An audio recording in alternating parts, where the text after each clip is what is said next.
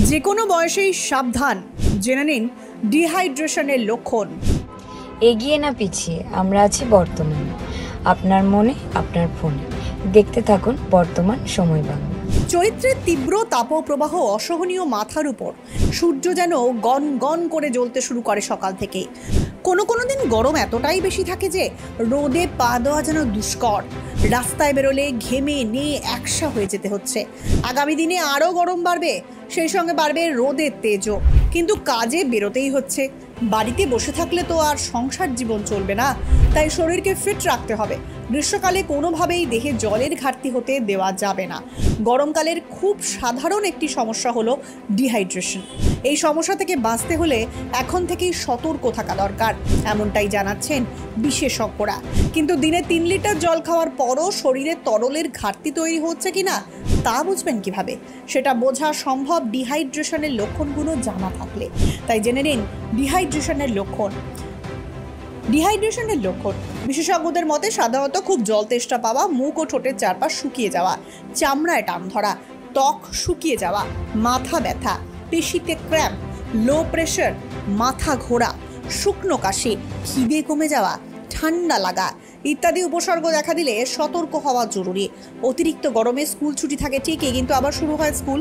এই গরমে স্কুলে যেতে হচ্ছে পড়ুয়াদের, তাই বাড়ির খুদেরাও কিন্তু সারা দিন পরিশ্রম করছে। এর ফলে ছোটদের দেহেও তৈরি হতে পারে তরলের ঘাটতি।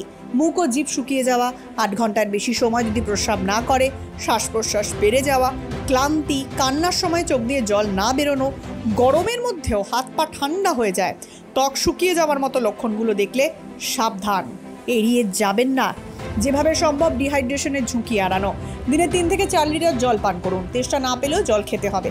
জল ছাড়াও এই গরমে ডাবের জল, নুনচিনির জল, ওআরএসের জল, তাজা ফলের রসও খেতে পারেন।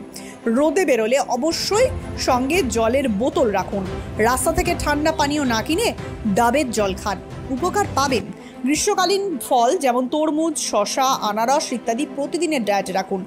এসব ফলে জলের পরিমাণ বেশি থাকে, যা শরীরকে হাইড্রেট রাখতে সাহায্য করে। মদ্যপান করার অভ্যাস থাকলে তা থেকে দূরে থাকুন। চা কফি খাওয়ার পরিমাণও কমিয়ে দিন, কারণ এগুলো শরীরকে ডিহাইড্রেট করে তোলে। চৈত্রের তীব্র তাপপ্রবাহ অসহনীয় মাথার উপর। সূর্য যেন গন গন করে জ্বলতে শুরু করে সকাল থেকে। কোনো কোনো দিন গরম এতটাই বেশি থাকে যে রোদে পা দেওয়া যেন দুষ্কর। রাস্তায় বেরোলে ঘেমে নিয়ে একসা হয়ে যেতে হচ্ছে। আগামী দিনে আরও গরম বাড়বে, সেই সঙ্গে বাড়বে রোদের তেজও। কিন্তু কাজে বেরোতেই হচ্ছে।